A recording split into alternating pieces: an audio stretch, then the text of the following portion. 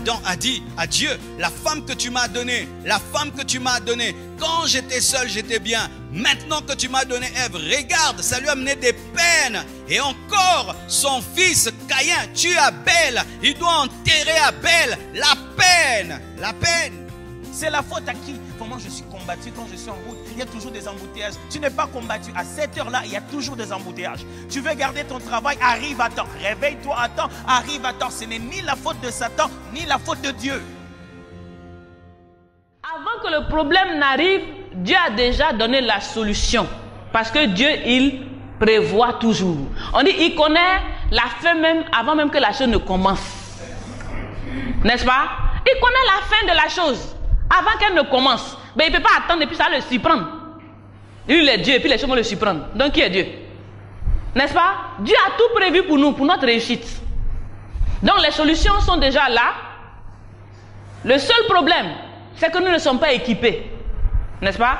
Les problèmes que nous avons, c'est un manque d'équipement. On n'est pas formé. Donc, quand la chose arrive, on échoue. Et puis, on fait échec parce qu'on n'est pas formé. Tu n'as pas fait l'année du bac, n'est-ce pas? Tu n'es pas allé à l'école.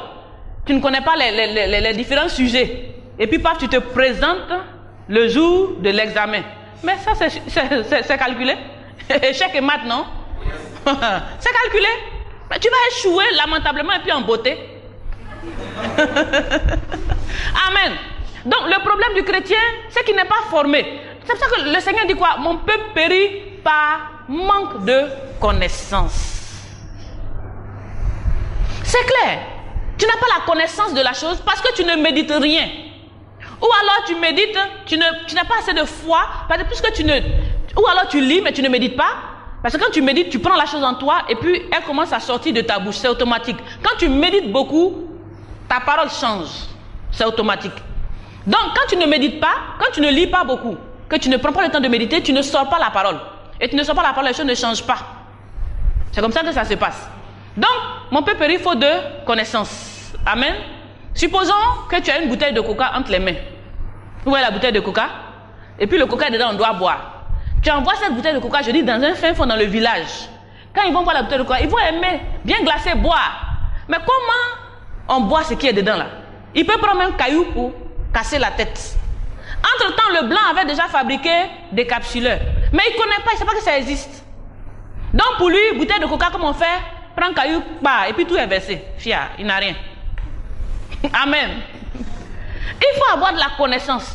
Sinon, tout ce que nous devons faire, tout a déjà existé, tout est déjà là. Si tu connais, tu ne peux pas, tu peux échouer. Ça veut dire quoi? Succès continuel. Dieu sait ce qu'il dit. Il dit succès continuel. C'est-à-dire son succès sera permanent parce que tu auras la connaissance de toutes ces choses. Tu ne peux pas échouer. Si tu connais, si tu as le résultat, quand tu vas à l'examen, tu as déjà le corrigé, tu vas l'échouer. Non.